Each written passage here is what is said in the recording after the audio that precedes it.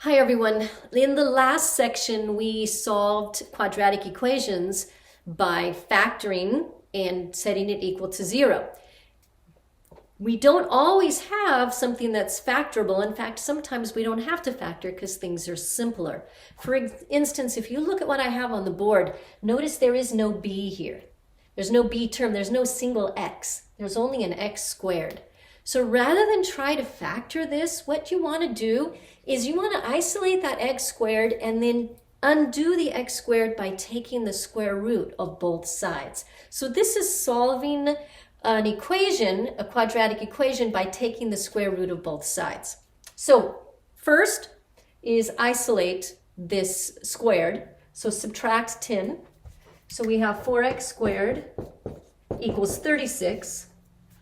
And now I would divide out the 4, even though you could take the square root at this point because the square root of 4x squared is 2x. But I would divide out the 4 anyway. Divide 4 from both sides and you get x squared equals 9. Now take the square root of both sides and you will get still two answers. You undo that square by taking the square root. This becomes x. Don't forget that the square root of 9 could be positive 3 or negative 3. I need both answers or it's wrong. So the answer, and you can write it plus or minus 3 if you want, or you could write 3 comma negative 3, either way, but you have two solutions, positive and negative 3. Here's another one. We do go through the same steps. Notice there is no single x, so we'll just isolate that x squared. So we'll start by adding 5. And so we'll have 3x squared equals 30. And then we're going to divide by 3. And so x squared equals 10. And now we're going to take the square root of both sides. And you might be thinking, oh no, that's not a perfect square. And you are right. So your answer is just left in square root form. So when you take the square root of both sides, x equals, don't forget plus or minus, positive or negative, square root of 10. You guys, this is what everybody forgets except for you. You won't forget it because you're geniuses. All right, so now our solutions are positive square root of 10 and negative square root of 10. Here's one for you to practice. So 7x squared minus 10 equals 25. Go ahead, pause the video and work this out and then come back and we'll see how you did.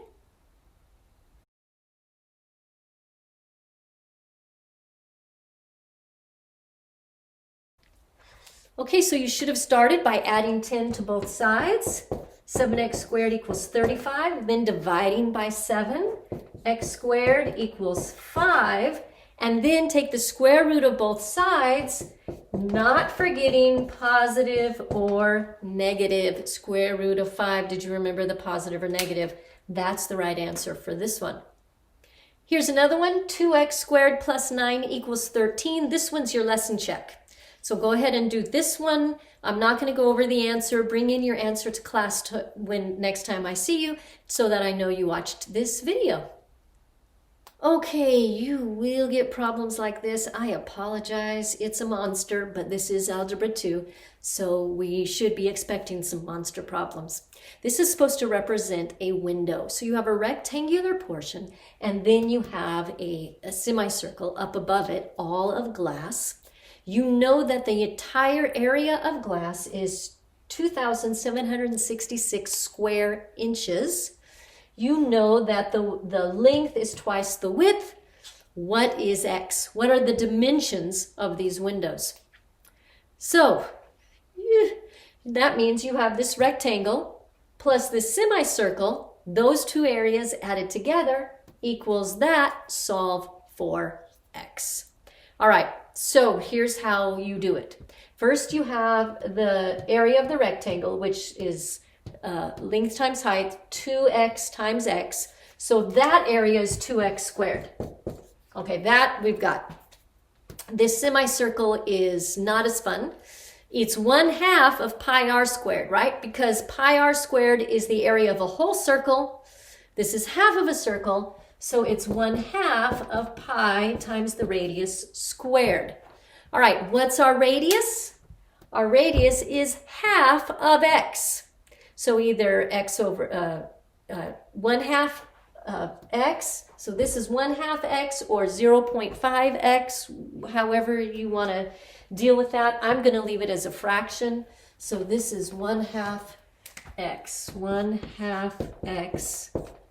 That's our radius. Okay, so let's figure this out. 1/2 x squared, 1/2, remember square both, 1/2 times 1/2, and x, so it's 1/4 x squared. So we have 1/2 times pi times 1/4 x squared. I'm going to multiply 1/2 times 1/4, that's 1/8, 1/8 pi x squared. By the way, if it's 1/8 pi, it's the same as pi over 8. Same thing. So I have 2x, so now this plus 2x squared, right? Those two added together equals 2766. I hope I'm not running out of room. All right, so there's our whole thing. These are both x squareds, so we can add these together, believe it or not. So 2 plus 1/8 pi, 2 plus 1/8 pi x squared equals 2766. All right, so this, kind of like that, right? So what I'm going to do is I'm going to divide this by 2 plus 1/8 pi. Can your calculator do this? Say yes, your calculator can figure this out. All right, so figure out what this number is. 2766 divided by that is what x squared will be. All right, so find that. All right, when I put this in my calculator, I got that. So that means x squared is this. So now I need to find the square root of that. So I'm going to go the square root of that answer, and I got 34.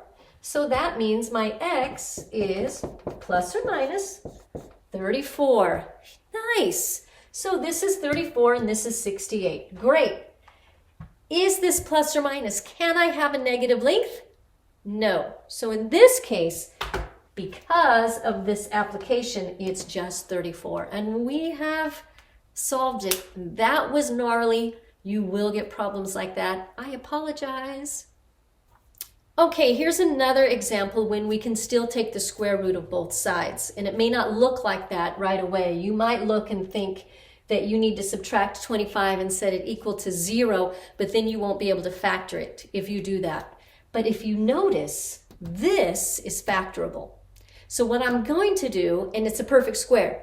This has got to be a perfect square in order for it to work. This is x plus 2 times x plus 2. So this is x plus 2 squared equals 25. Well, 25 is also a perfect square, isn't it? So now when I take the square root of both sides, I get x plus 2 on this side equals, and the square root of 25 in this case is plus or minus 5. Now I still haven't solved for x. I know what x plus 2 is. X plus 2 is either positive or negative 5. In order to solve for x, I need to subtract 2. So I'm going to do that. So x equals negative 2 plus or minus 5. Now simplify. What's negative 2 plus 5? It is 3. What's negative 2 minus 5? It's negative 7. There are my two solutions. Both sides of this equation are perfect squares. Here's a perfect square trinomial, x squared minus 14x plus 49, and this equals 25, also a perfect square. Pause the video. This is the last thing we're working on today, so let's see how you do. Pause the video and try to do this one, and then come back and see how you did. This is a great challenge, a great way to end this section. By the way, I didn't tell you at the beginning we're dividing this section in half. This is only the first half. We'll deal with the rest of this later.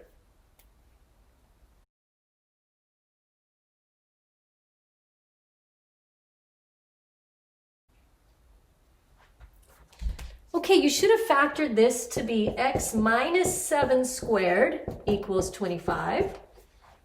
So when you take the square root of both sides, you get x minus 7 equals plus or minus 5. So I add 7. That means x equals 7 plus or minus 5. So 7 plus 5 is 12, and 7 minus 5 is 2. And there are your two solutions. I hope you did well. That is one method of solving equations, where you, instead of finding the zeros, you take the square root of both sides and solve that way. We will work on, next time we'll look at how do you do this if you can't just, if it's not a perfect square and you want to still use this method. And I'll show you that later. But for now, this is enough. So I'll see you guys next time.